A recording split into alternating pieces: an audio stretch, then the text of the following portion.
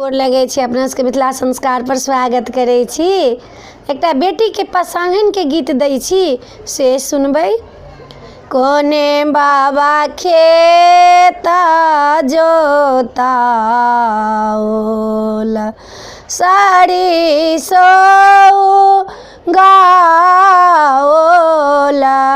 हे आए कोने बेटी के छानी विवाह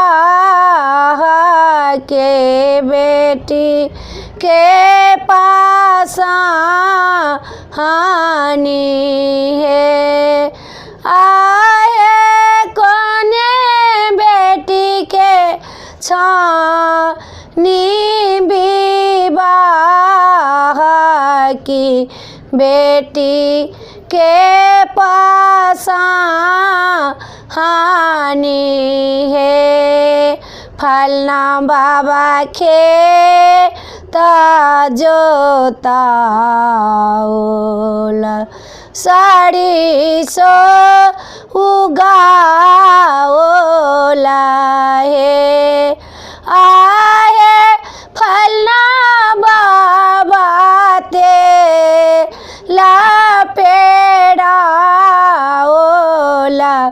बेटी के पासानी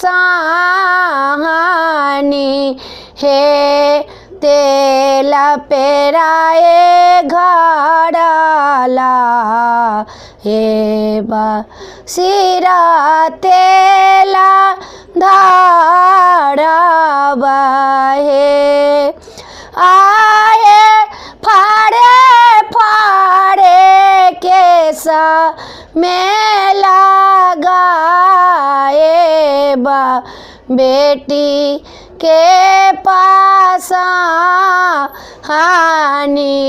है आही तेला जाका बेटी मिलती सासुराल कैसा मिली जेती है आए तेला जाका रिश्ता जोड़ती की फैली फैली जोड़ी लेती है काजरा बनाए काजरा ओटा बेटी के लगाए बाहे आए विधान लिखल पूरा होएता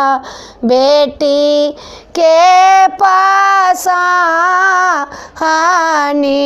है पियारा साड़ी पहिराओ बा पाचा आइया बा हे बा हे आए पाचा मिली का जाड़ा का राबा बेटी के पासानी है आए कंघिलाए केसा माझा राबा बेटी के पासानी है। वीडियो में आ चला अपने सबके बेटी के पसाहना के गीत नीक लागत तऽ किछु जरूर लिखबै, जरूर कहबै जे नीक लागल कि नहीं नीक लागल। हमरा तऽ जे अबैए से अपने सबके कहै छी नीक लागत तऽ हमरा जरूर कहबै, बिसरबै नहीं। लाइक जरूर करबै, सब्सक्राइब जरूर करबै, दोसरों के शेयर करबै। जय मिथिला, जय माता जी।